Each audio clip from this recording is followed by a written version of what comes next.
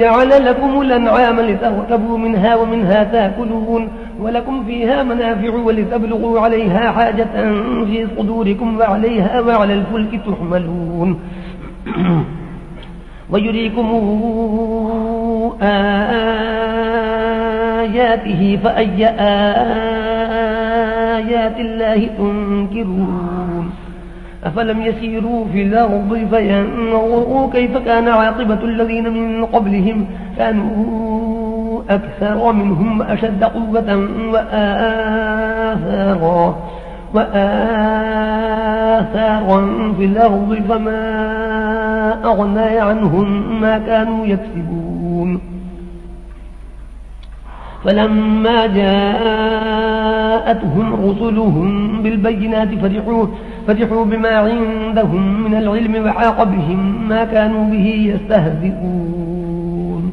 فلما رأوا بأسنا قالوا آمنا بالله وحده وكفرنا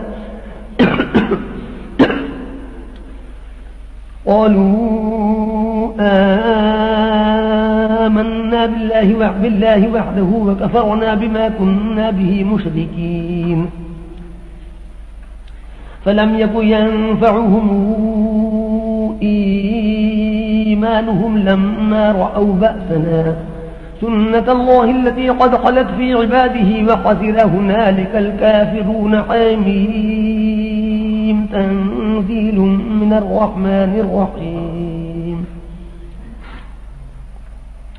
كتاب فصلت آياته قرآنا عربيا لقوم يعلمون بشيرا ونذيرا فأعرض أكثرهم فهم لا يسمعون وقالوا قلوبنا في أكنة مما تدعونا إليه وفي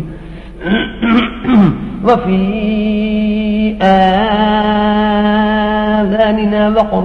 ومن بيننا وبينك حجاب فاعمل إننا عاملون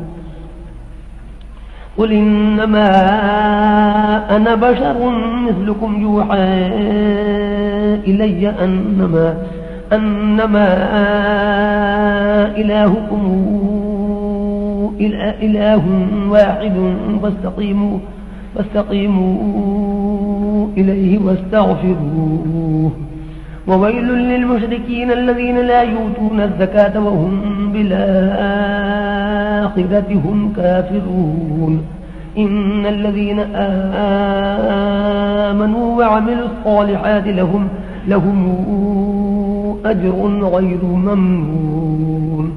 الله أكبر. الحمد لله رب العالمين الرحمن الرحيم مالك يوم الدين إياك نعبد وإياك نستعين اهدنا الصراط المستقيم صراط الذين أنعمت عليهم غير المغضوب عليهم ولا الضالين. قل إنكم لتكفرون بالذي خلق الأرض في يومين وتجعلون له أندادا ذلك رب العالمين وجعل فيها رواسي من فوقها وبارك فيها وقدر فيها أقواتها في 4 أيام سواء للسائلين ثم استوى إلى السماء وهي دخان فقال لها وللأرض ائتيا طوعا أو كرها قالتا أتينا طائعين فقضيهن 7 سماوات في يومين وأوحى في كل سماء أمرها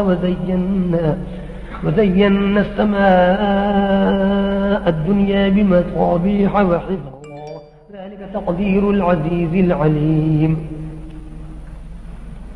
فإن أعرضوا فقل أنذرتكم صاعقة مثل صاعقة عاد وثمود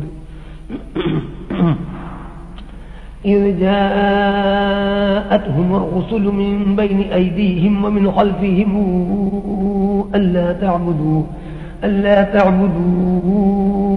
إلا الله قالوا لو شاء